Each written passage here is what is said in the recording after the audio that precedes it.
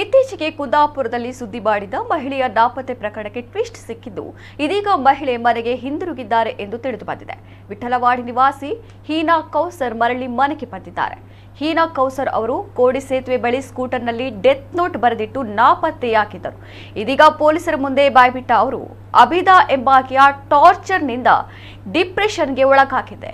ಕೋಡಿ ಸೇತುವೆ ಬಳಿ ಮೀನುಗಾರರಿದ್ದ ಕಾರಣಕ್ಕೆ ಆತ್ಮಹತ್ಯೆ ಮಾಡಿಕೊಳ್ಳಲಾಗದೆ ಉಳ್ಳಾಲ ದರ್ಗಾ ಸೇರಿಕೊಂಡೆ ಎಂದಿದ್ದಾರೆ. ಇದೇ ವೇಳೆ ಸಾಹಿಲ್ ಎಂಬಾತ ಕೂಡ ಕಾಣೆಯಾಗಿದ್ದು ಆತನ ಬಗ್ಗೆ ವಿಚಾರಿಸಿದಾಗ ನನಗೂ ಆತನಿಗೂ ಏನೂ ಸಂಬಂಧವಿಲ್ಲ, ಅವನೆಲ್ಲಿದ್ದಾನೆಂದು ನನಗೇನು ಗೊತ್ತು ಎಂದು ಆಕೆ ಪ್ರಶ್ನಿಸಿದ್ದಾರೆ ಎಂದು ತಿಳಿದು ಬಂದಿದ್ದಾರೆ. ಆಶ್ಚರ್ಯವೆಂಬಂತೆ ಇದೀಗ ಸಾಹಿಲ್ ಕೂಡ ಮನೆಗೆ ಬಂದಿದ್ದಾನೆ ಎಂದು ತಿಳಿದು ಬಂದಿದೆ.